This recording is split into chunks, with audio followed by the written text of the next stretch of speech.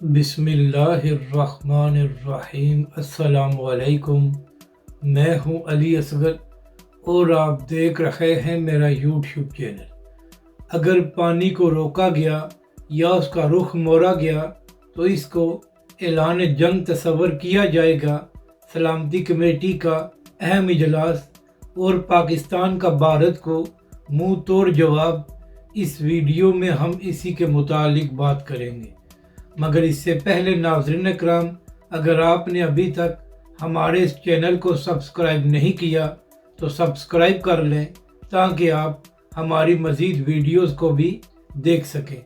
और अगर नाज़रीन इकराम आपको ये वीडियो अच्छी लगे तो इसे लाइक और शेयर ज़रूर करें और कमेंट्स के ज़रिए अपनी राय का भी इजहार करें। तो नाज़रीन इकराम, मामला ये है कि जब भी भारत में कोई वाक़या पेश आता है तो बग़ैर तहकीक के उसका इल्ज़ाम पाकिस्तान पर लगा दिया जाता है।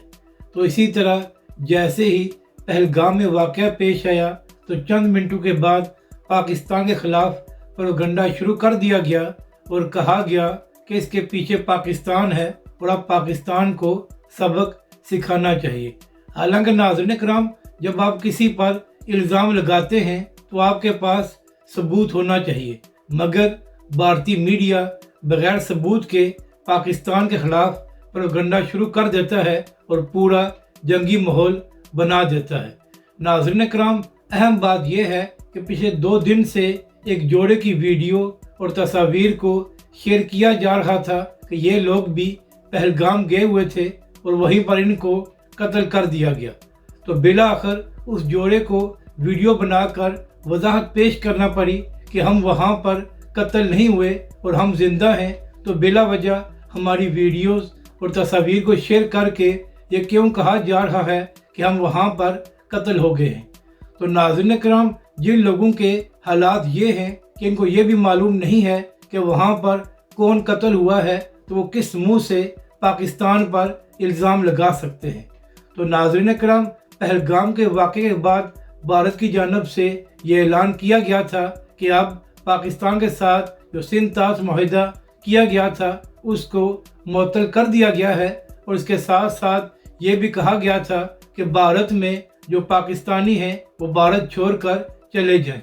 तो आज इसी हवाले से पाकिस्तान में सलामती कमेटी का एक अहम इजलास हुआ, जहाँ प्राइम मिनिस्टर और आर्मी चीफ ने भी शिरकत की। और नाज़रीन इकराम, इस इजलास के एलामिया में ये कहा गया है कि अगर भारत की जानब से सिंध-ताश मुआहदे को मुअत्तल करके पाकिस्तान के पानी को रोका गया या उसके रुख को मोड़ा गया तो इसको ऐलान जंग तस्वर किया जाएगा और भरपूर अंदाज में जवाब दिया जाएगा। इसके साथ साथ पाकिस्तान की जानब से ये भी ऐलान किया गया है कि फौरी तौर पर वाघा बॉर्डर भी बंद किया जा रहा है और भारतीय जहाज़ पाकिस्तान की फ़ज़ाई हदूद को भी इस्तेमाल नहीं कर सकते। तो नाज़रीन इकराम, पाकिस्तान की जानब से भरपूर अंदाज में भारत को यह जवाब दिया गया है कि अगर पाकिस्तान के पानी को रोका गया या उसके रुख को मोड़ा गया तो पाकिस्तान इसको ऐलान जंग तस्वर करेगा और भरपूर अंदाज में जवाब दिया जाएगा। इसके साथ साथ पाकिस्तान की जानब से भी ये कहा गया है कि जो भारतीय शहरी पाकिस्तान में हैं वो पाकिस्तान छोड़कर चले जाएं।